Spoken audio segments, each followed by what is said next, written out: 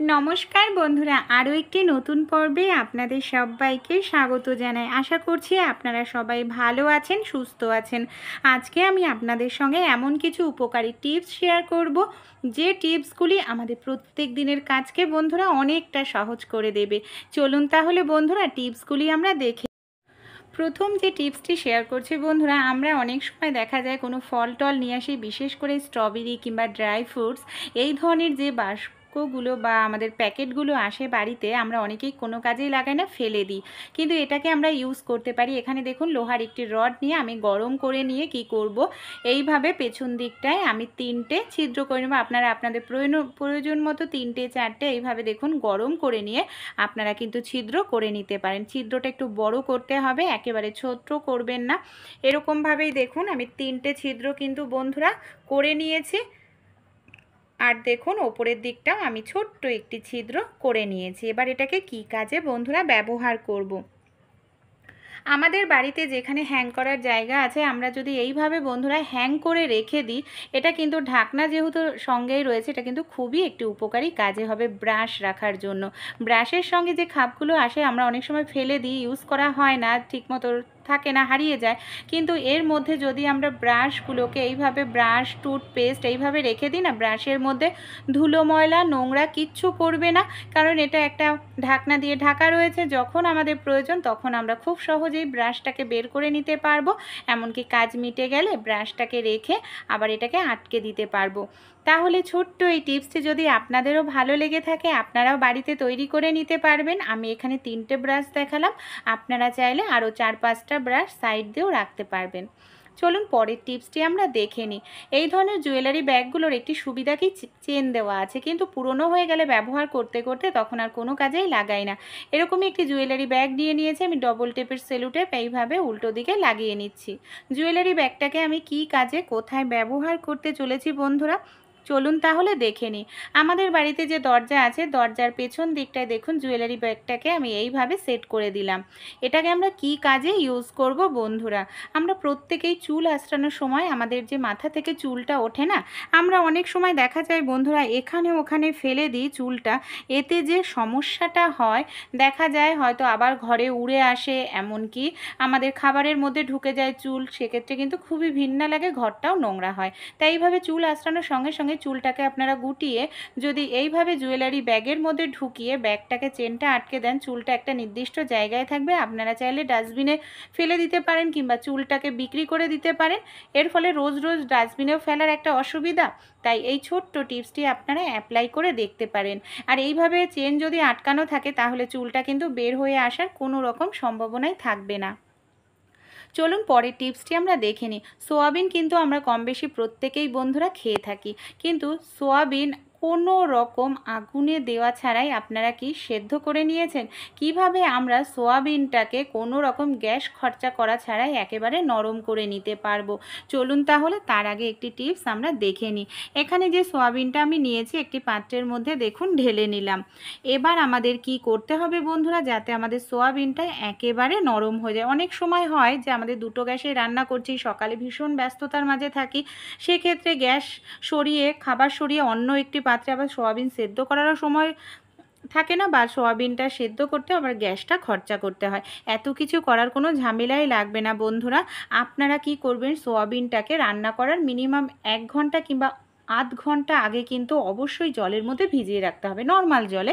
এখানে গরম জল নেওয়ার কোনো প্রয়োজন নেই, নর্মাল জলেই দেখুন আপনারা সামান্য নুন দিয়ে এইভাবে সোয়াবিনটাকে ভিজিয়ে রাখুন।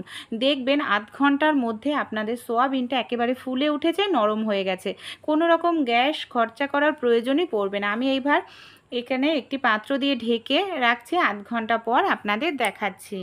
আধ ঘন্টা পর বন্ধুরা দেখুন আমাদের সোয়াবিনটা কতটা সুন্দর নরম হয়ে ফুলে উঠেছে। তাই ছোট্ট টিপসটি যদি ভালো লেগে থাকে আপনারাও অ্যাপ্লাই করে দেখবেন। চলুন পরের টিপসটি আমরা দেখে নিই। এই ধরনের কেস পেন আমাদের প্রত্যেকের বাড়িতেই থাকে, বাচ্চারা আঁকাঝোঁকা করে, কিন্তু অনেক সময় দেখা যায় কেস পেনের যে ঢাকনাটা সেটা হয়তো বাচ্চারা হারিয়ে ফেলে। তাই এইভাবে কেস পেনটাকে যদি আমরা রেখে দিই বন্ধুরা, কেস পেন হোক মার্কারের পেন হোক, এর কালিটা কিন্তু শুকিয়ে যায়। আর এই ধরনের কেস পেন মার্কারের পেন কিনতে গেলে অনেকটা টাকাই খরচা করতে হয়। তাই যাতে কালি না শোকায় বা কোনো রকম ঢাকনা ছাড়াই আমরা কিভাবে রাখতে পারি, আমাদের প্রত্যেকের বাড়িতে কম বেশি কিন্তু বন্ধুরা ফয়েল পেপার থাকে। দেখুন সামান্য পরিমাণ, বেশি লাগবে না, সামান্য পরিমাণ ফয়েল পেপার এইভাবে পেনের ঢাকনার ওপরে যদি এইভাবে দিয়ে খুব ভালো করে এইভাবে চেপে মতো একটু দেন, দেখবেন একটা ঢাকনার মতো তৈরি হয়ে যাবে বন্ধুরা। এর ফলে কিন্তু পেনের যে কালি, মার্কার পেন হোক, কেস পেন হোক, এই কালিগুলো কিন্তু শুকাবে না, এমনকি পেনটা আমরা অনেক দিন ইউজ করতে পারবো। তাই ছোট্ট টিপসটি বন্ধুরা আপনারাও অ্যাপ্লাই করে দেখবেন, আশা করছি টিপসটি কাজে লাগবে। দেখুন যখন প্রয়োজন এইভাবে আমরা যে ফয়েল পেপারটা দিয়েছি খুলে নিয়ে ইউজ করতে পারবো। চলুন তাহলে পরের টিপসটি আমরা দেখে নিই। এই ধরনের যে মশা মারার কয়েলগুলো আমরা ব্যবহার করি না বন্ধুরা, যখন ছোট হয়ে যায়, অনেক সময় ছোট হয়ে গেলে কয়েলগুলো কিন্তু জ্বালাতে খুবই অসুবিধা হয়। কারণ দেখা যায় ফোনের যে আমাদের স্ট্যান্ডটা থাকে, কয়েলের স্ট্যান্ড, সেটা হয়তো হারিয়ে গেছে, ভেঙে গেছে, সেক্ষেত্রে আমরা কোনো বাটি বা কাপের মধ্যে যদি ধরাই, দেখুন এটা কিন্তু কিছু সময় জ্বলার পরে নিভে যাবে, কারণ একেবারে ছোট হয়ে গেছে। তাই কিভাবে আমরা এটাকে জ্বালাতে পারবো? আমাদের প্রত্যেকের বাড়িতেই কিন্তু নেল কাটার থাকে। নেল কাটারের ভেতরে এই অংশটাকে আমাদের বের করে নিতে হবে, সরু অংশটাকে। তারপর আমাদের যে মশার মারার যে কয়েলটা আছে, ছিদ্রটা আছে, তার মধ্যে এইভাবে আমি দেখুন ঢুকিয়ে দিচ্ছি। এইভাবে ঢুকিয়ে আমরা যদি এটাকে জ্বালাই, এটা কিন্তু সহজে আর নিভবে না, পুরোটা যখন শেষ হবে তারপরেই নিভবে। তাহলে এই ছোট্ট টিপসটি আশা করছি আপনাদের ভালো লাগবে। তাই এই ধরনের কয়েল যখন ছোট্ট হয়ে যাবে, শেষ হয়ে যাবে, আপনারা কখনোই কিন্তু ভুল করেও ফেলবেন না বন্ধুরা। আরও একটি টিপস বন্ধুরা, অনেক সময় দেখা যায় কয়েলগুলো না ভেঙে যায়। ভেঙে গেলে আমরা ভাবি যে কি করে এই কয়েলগুলোকে বন্ধুরা আমরা লাগাবো, কারণ ভেঙে গেলে তো তখন আর লাগানো যায় না, তখন খুবই সমস্যার মধ্যে পড়তে হয়। সেক্ষেত্রেও কিন্তু একটি সমস্যা আমরা সমাধান করতে পারবো নেল কাটার দিয়ে। নেল কাটারের এই অংশটা একটুখানি খুলে নিয়ে এইভাবে দেখুন সেট করে নেবেন। তাহলেই দেখুন আপনাদের ভাঙা যে মর্টিনের টুকরোগুলো, সেটাও আপনারা জ্বালাতে পারবেন, এমনকি পুরোটাই জ্বলবে, একটু জ্বলেও নিভে যাবে না। ভালো লেগে থাকলে টিপসটি আপনারাও অ্যাপ্লাই করে দেখবেন। অনেক সময় বন্ধুরা আমাদের বাচ্চা কাচ্চাদের হাতে দেখা যায় এইভাবে কেস পেনের দাগ, মার্কারের দাগ লেগে যায়, যে দাগগুলো এতটাই কঠিন দাগ হয়, সহজে কিন্তু বন্ধুরা উঠতে চায় না, আর নেল রিমুভার শেষ হয়ে গেলেও মুশকিল হয়ে পড়ে। সেক্ষেত্রে আপনারা নিয়ে নেবেন বন্ধুরা এই ধরনের পারফিউম কিন্তু বন্ধুরা আমাদের প্রত্যেকের বাড়িতেই থাকে। এক দুবার একটুখানি স্প্রে করার পর এইভাবে যদি আপনারা ডলতে থাকেন না, দেখবেন সে যত কঠিনই দাগ হোক না কেন, মার্কারের দাগ কিংবা কেস পেনের দাগ, খুব সহজেই দাগটা কিন্তু বন্ধুরা উঠে যাবে।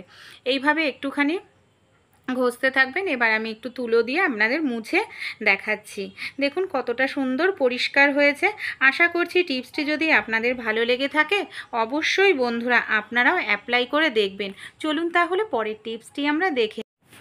বন্ধুরা আমরা তো নখ বড় হলে অবশ্যই নেল কাটার দিয়ে নখগুলো কাটি, কিন্তু যেটা সমস্যা হয়ে দাঁড়ায় যে এইভাবে নেল কাটতে গেলে যখন নখগুলো কাটি বন্ধুরা, নখগুলো এদিকে ওদিকে ছিটকে যায়, ঘরবাড়ি নোংরা হয়, এমনকি আমাদের আবার খোঁজাখুঁজি করে সেটা ডাস্টবিনে ফেলতে লাগে। সেই কাজটা আবার খুবই কিন্তু কঠিন ঝামেলার একটি কাজ হয়ে দাঁড়ায়। তাই কিভাবে আমাদের খোঁজাখুঁজি করতে লাগবে না, এমনকি নখগুলো একই জায়গায় থাকবে। এখানে দেখুন আমি নিয়ে নিয়েছি কিছুটা পরিমাণ এরকম সেলুটেপ। কি করব, যখনই আমরা নখ কাটবো, রেগুলার তো আর নখ কাটি না, হয়তো সপ্তাহে একদিন কাটি, বাচ্চাদের একদিন কাটাই, যেদিনকেই কাটবেন সেই দিনকেই এইভাবে আপনারা নেল কাটারের দুপাশে কিছুটা পরিমাণ সেলুটেপ লাগিয়ে নেবেন। দেখুন এইভাবে আমি দুপাশেই সেলুটেপ লাগিয়ে নিলাম। এবার আমি নখটা কাটছি, আপনাদের কেটেও দেখাচ্ছি নখটা।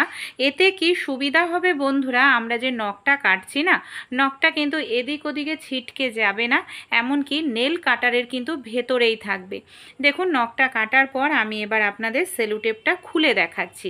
সেলুটেপের আঠার সঙ্গে কিন্তু আমাদের যে নখগুলো আছে না, নখগুলো দেখুন পুরোপুরি আটকে গেছে। ওই যে দেখতে পাচ্ছেন ছোট ছোট নখগুলো পুরোপুরি আটকে রয়েছে, এমনকি আমাদের কোনো রকম অসুবিধাও হবে না। আমরা এইভাবে নখ কেটে এটাকে ডাস্টবিনের মধ্যে ডাইরেক্ট ফেলে দিতে পারবো। ঘরও পরিষ্কার থাকবে, আমাদের ঘর খোঁজাখুঁজিরও প্রয়োজন নেই যে কোথায় নখগুলো ছিটকে পড়েছে। তাহলে এই ছোট্ট টিপসটি ভালো লেগে থাকলে আপনারাও অ্যাপ্লাই করে দেখবেন বন্ধুরা। চলুন তাহলে পরের টিপসটি আমরা দেখে নিই। এই ধরনের যে বাস্কগুলো হয় বন্ধুরা বা খাপ আমাদের বাড়িতে আসে, অনেক সময় আমরা কোনো কাজেই ব্যবহার করি না, কিন্তু আমাদের শোকেসের মধ্যে দেখা যায় মহিলাদের তো নেল পালিশ, আইলাইনার, কাজল এখানে ওখানে ছড়িয়ে ছিটিয়ে থাকে। ছোট বাচ্চারা থাকলে তো তারা বেশি এলোমেলো করে, যখন প্রয়োজন তখন আমরা হাতের কাছে খুঁজে পাই না। তো এরকম যদি একটি বাস্ক আমাদের কাছে থাকে বন্ধুরা, খুব সহজেই দেখুন আমরা একটার মধ্যে এইভাবে যে লিপস্টিক বলুন, লিপ বাম বলুন রাখতে পারবো, একটার মধ্যে আমরা নেল পালিশ রাখতে পারবো, আপনারা চাইলে পেন রাখতে পারবেন, বাচ্চাদের ওষুধ রাখতে পারবেন। এতে কিন্তু আপনাদের শোকেসটা খুব সুন্দরভাবে গোছানো থাকবে।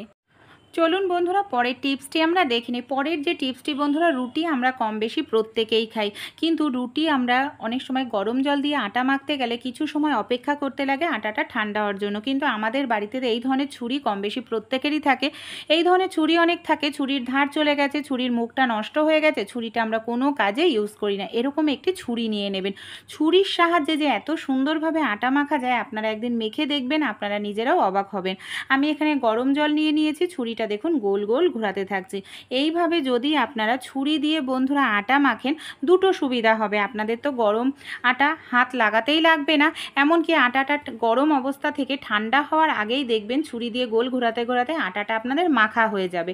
আরও একটি যে উপকার হবে, যে পাত্রের মধ্যে বন্ধুরা আপনারা আটাটা মাখবেন সেই পাত্রটা একেবারেই কিন্তু পরিষ্কার হয়ে যাবে ছুরিটা এইভাবে ইউজ করলে। দেখুন এইভাবেই কিন্তু আমি গোল গোল ঘোরাচ্ছি, কত সুন্দরভাবে আমার আটাটা মাখা হয়ে গেল।